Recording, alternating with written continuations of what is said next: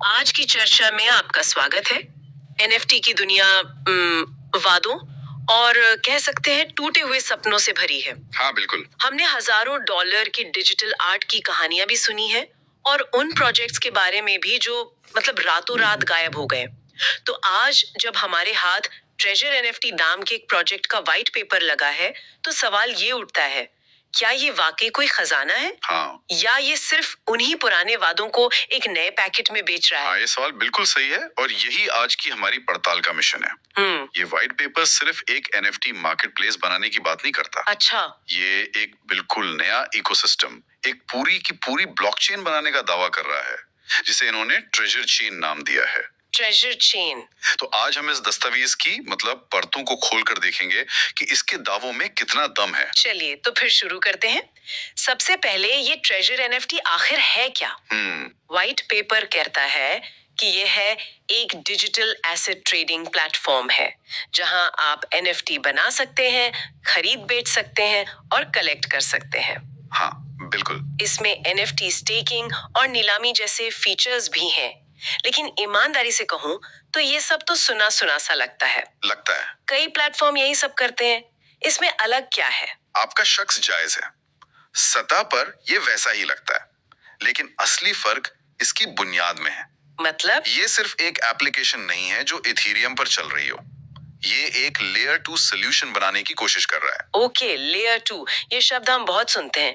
क्या हम इसे आसान भाषा में ऐसे समझ सकते हैं कि हाँ बताइए। जैसे शहर की मुख्य सड़क पर बहुत ज्यादा ट्रैफिक हो, तो सरकार उसके ऊपर एक एलिवेटेड एक्सप्रेसवे बना देती है ताकि गाड़ियां तेजी से निकल सकें। वाह, ये बहुत ही शानदार एनालॉजी है, बिल्कुल यही। तो क्या ये ट्रेजर चेन भी एनएफटी के लिए एक ऐसा ही एक्सप्रेसवे है? एकदम। इथेरियम वो मुख्य सड़क है जो अक्सर जाम रहती है और जहां टोल टैक्स यानी गैस फीस बहुत ज्यादा है। बहुत ज्यादा। ट्रेजर एनएफटी का ट्रेजर चेन वही एक्सप्रेसवे है, खास तौर पे एनएफटी के लिए बनाया गया ताकि ट्रांजैक्शन तेज हो और फीस बहुत कम लगे। अच्छा। इनका लक्ष्य एनएफटी के लिए एक समर्पित, तेज और सस्ता घर बनाना है। और सिर्फ डिजिटल आर्ट ही नहीं, व्हाइट पेपर में डीफाई, गेमफाई और आरडब्ल्यूए का भी जिक्र है। हाँ, रियल वर्ल्ड एसेट्स को भी एनएफटी से जोड़ने की बात कही गई है। ये दिलचस्प है, यानी जमीन या घर जैसी चीजों को भी भविष्य में इस प्लेटफॉर्म पर ट्रेड किया जा सकेगा। शायद। लेकिन ये सब करने के लिए तकनीक बहुत मजबूत होनी चाहिए, और यहीं पर बात और भी गहरी हो जाती है। व्हाइट पेपर में जेड के रोलअप टेक्नोलॉजी का जिक्र है। मुझे जेड के रोलअप का नाम सुनते ही लगता है कि कुछ बहुत ज्यादा जटिल होने वाला है। हाँ, नाम थोड़ा डरावना लग सकता है, लेकिन इसका कॉन्सेप्ट बहुत स्मार्ट है। जीके का मतलब है जीरो नॉलेज। Zero knowledge. इसे ऐसे समझिए कि आप 100 अलग अलग ट्रांजैक्शन को एक बॉक्स में बंद करते हैं। ठीक है। और उस बॉक्स पर एक स्टैंप लगा देते हैं जो ये साबित करता है कि अंदर सब कुछ सही है, वो भी बिना ये बताए कि हर एक ट्रांजैक्शन में क्या था। तो ये प्राइवेसी और स्पीड दोनों के लिए अच्छा है। हाँ। मतलब आप बैंक को सिर्फ ये बता रहे हैं कि आपके पास बिल चुकाने के लिए पैसे हैं, हाँ। बिना ये दिखाए कि आपके अकाउंट में कुल कितने पैसे हैं। बिल्कुल सही पकड़ा आपने, यही इसका मूल सिद्धांत है। इससे दो बड़े फायदे होते हैं, एक प्राइवेसी बनी रहती है और दूसरा क्योंकि आप 100 ट्रांजैक्शंस एक साथ भेज रहे हैं। एग्जैक्टली। तो नेटवर्क पर बोझ बहुत कम हो जाता है और यहीं से व्हाइट पेपर का वो बड़ा दावा आता है कि इससे ट्रांजैक्शन फीस 90% से ज्यादा कम हो सकती है। 90%? ये तो बहुत बड़ा दावा है। बहुत बड़ा। ये सुनने में किसी सपने के सच होने जैसा है, खासकर उन लोगों के लिए जिन्होंने इथेरियम पर सैकड़ों डॉलर की गैस फीस भरी है। इसमें कोई कैच तो नहीं है? देखिए, ये एक बहुत बड़ा गेम चेंजर हो सकता है अगर ये ठीक से काम करे। कैच ये है कि ये तकनीक अभी भी काफी नई है और इसे लागू करना जटिल होता है। लेकिन अगर ये प्रोजेक्ट इसे सफलतापूर्वक लागू कर पाया तो ये एनएफटी स्पेस में एक बहुत बड़ा आकर्षण बन सकता है। मुझे याद है 2021 में मैंने एक एनएफटी मिंट करने की कोशिश की थी और गैस फीस आर्टवर्क की कीमत से ज्यादा थी। तो ये 90% की कमी का वादा ही कई लोगों को खींच सकता है। ठीक है, जी के रोलअप के अलावा और कौन सी तकनीकी बातें हैं जो इस प्लेटफॉर्म की नींव बनाती हैं? कुछ और जरूरी चीजें हैं। पहली है proof of stake, POS consensus, यानी ज्यादा पर्यावरण अनुकूल तरीका। हाँ, ऊर्जा कुशल। और दूसरा है ईवीएम कंपैटिबिलिटी। ईवीएम कंपैटिबिलिटी, इसका मतलब है इथेरियम वर्चुअल मशीन से जुड़ाव। तो ये कहने जैसा है कि अगर आपको दिल्ली में गाड़ी चलानी आती है तो आप मुंबई में भी चला लेंगे। हाँ, क्योंकि स्टीयरिंग व्हील और गियर वही हैं। क्या ये सही एनालॉजी है? हाँ, ये एक बहुत अच्छा तरीका है ऐसा समझने का। इसका मतलब है कि जो डेवलपर्स पहले से इथेरियम के लिए एप्स बना रहे हैं, उन्हें ट्रेजर एनएफटी पर आने के लिए कुछ नया सीखने की जरूरत नहीं है। वो अपना कोड लगभग बिना किसी बदलाव के यहाँ ला सकते हैं। ये तो डेवलपर्स को आकर्षित करने के लिए एक बहुत बड़ी बात है। बहुत बड़ी। और व्हाइट पेपर में अलग अलग ब्लॉकचेन को जोड़ने की भी बात है। मतलब क्रॉस चेन ब्रिज, इसका क्या महत्व है? इसका महत्व बहुत ज्यादा है। आज की दुनिया में कोई भी ब्लॉकचेन अकेले नहीं रह सकता। सही बात है। व्हाइट पेपर कहता है कि ये इथेरियम, सोलाना और बेस जैसे दूसरे बड़े ब्लॉकचेन्स के साथ जुड़ेगा। तो मतलब आप सोलाना पर खरीदा हुआ एनएफटी आसानी से ट्रेजर चेन पर ला सकते हैं। हाँ, और शायद भविष्य में उसे इथेरियम पर बेच भी सकते हैं। ये एनएफटी की दुनिया को और ज्यादा खुला और कनेक्टेड बनाता है। तो ये सब मिलाकर एक आम यूजर के लिए एनएफटी बनाना यानी मिंटिंग बहुत सस्ता और तेज हो जाएगा। बिल्कुल। व्हाइट पेपर में क्रिएटर्स के लिए ऑटोमेटिक रॉयल्टी की भी बात की गई है, लेकिन क्या ये सच में काम करता है? हमने देखा है कि कई बड़े मार्केट प्लेस, हाँ, ये बहुत जरूरी सवाल है। उन्होंने पहले रॉयल्टी लागू करने की कोशिश की, पर बाद में कंपटीशन बढ़ा तो उन्हें इसे हटाना पड़ा।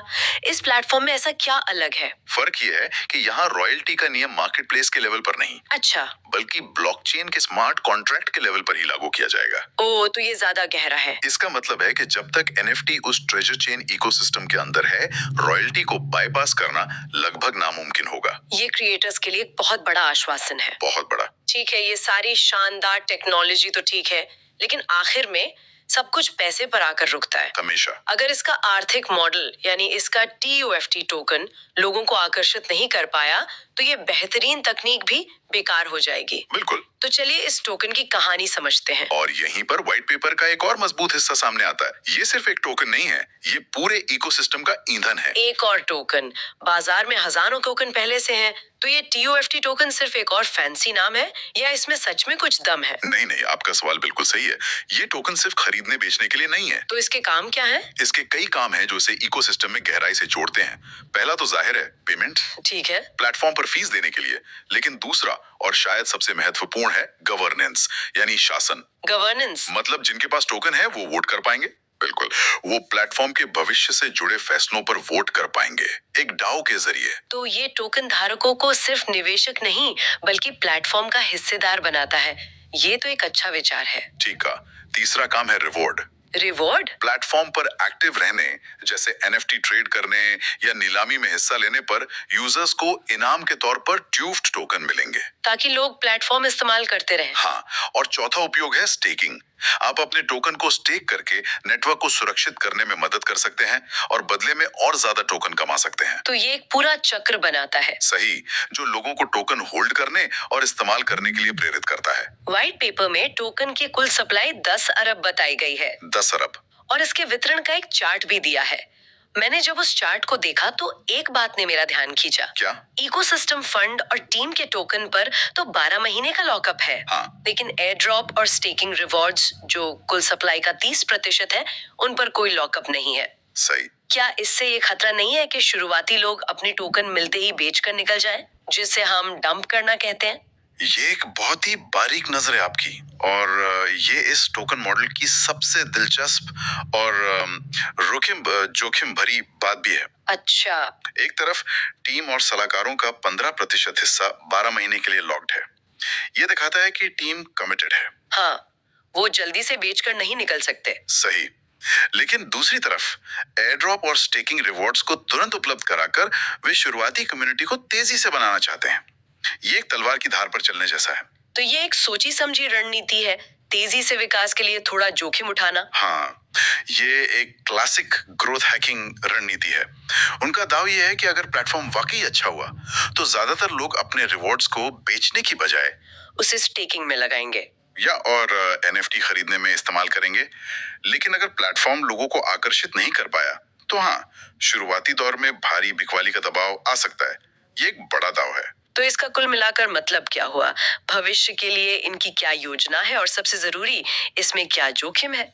योजना का पहला बड़ा कदम है ईजीई, यानी टोकन जनरेशन इवेंट। जब टोकन बाजार में आएंगे। हाँ, और व्हाइट पेपर में 2025 का एक पूरा रोड मैप भी दिया गया है, जैसे दूसरी तिमाही में एआई टेक्नोलॉजी को इंटीग्रेट करना। अच्छा।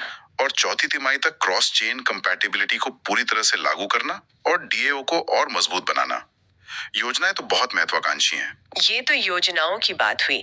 जोखिमों के बारे में व्हाइट पेपर क्या कहता है? ये तो ठीक है कि उन्होंने जोखिमों को मान लिया, लेकिन क्या सिर्फ मान लेना काफी है? व्हाइट पेपर में इन जोखिमों को कम करने के लिए कोई ठोस रणनीति बताई गई है या ये सिर्फ एक कानूनी खाना पूर्ति है? ये एक बेहतरीन सवाल है। व्हाइट पेपर 3 बड़े जोखिमों का जिक्र करता है: बाजार का जोखिम, तकनीकी जोखिम और कानूनी जोखिम। ठीक है। ये अच्छी बात है कि वे पारदर्शी हैं, लेकिन जैसा आपने कहा, सिर्फ मानना काफी नहीं है।